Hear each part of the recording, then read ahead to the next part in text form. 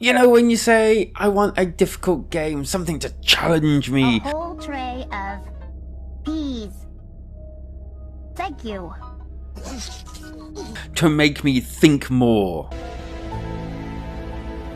But at the same time, I want something a bit different, something a little bit out there, one might say.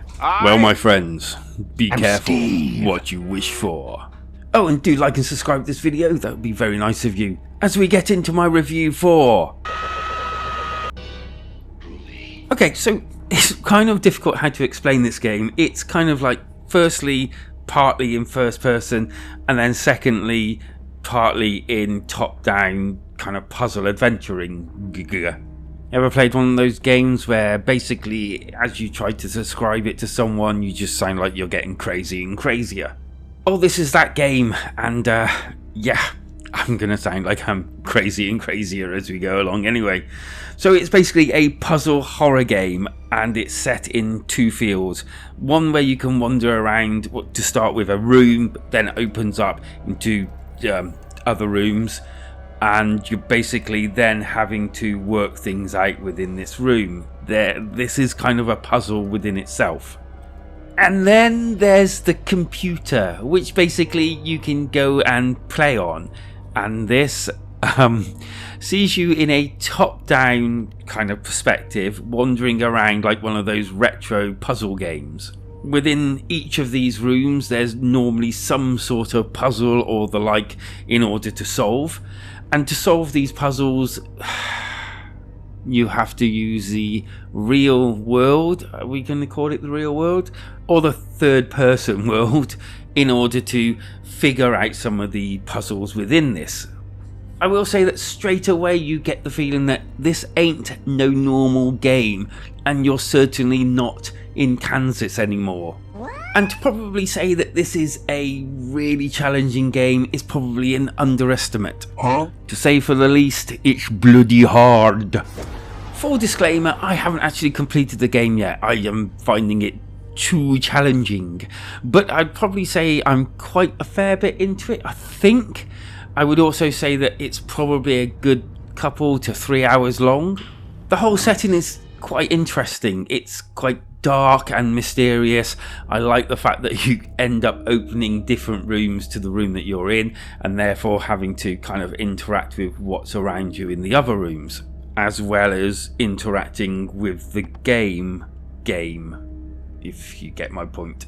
It does, however, have multiple ways of dying, which is quite cool. I quite enjoyed experiencing some of these.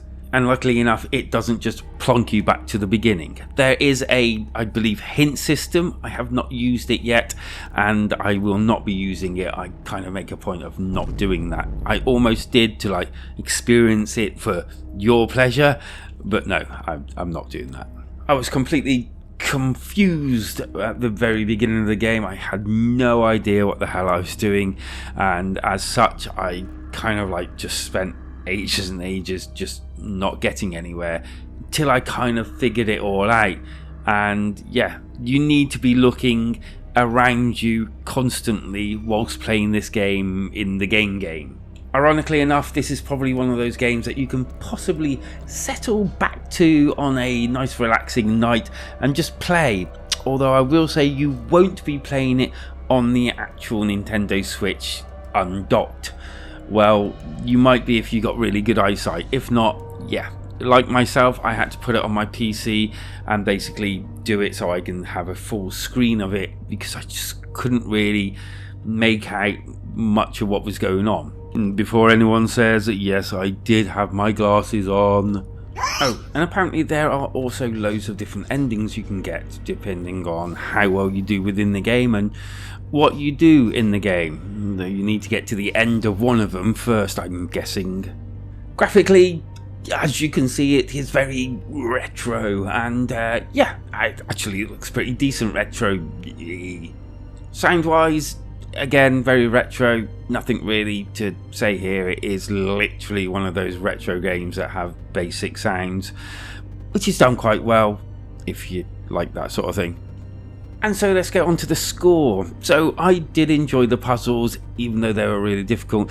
I love the fact that you come in and out and you use like the third person world and the game world all together to do different puzzles in this world.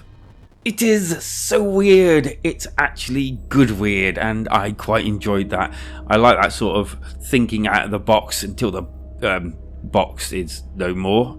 Something like that anyway.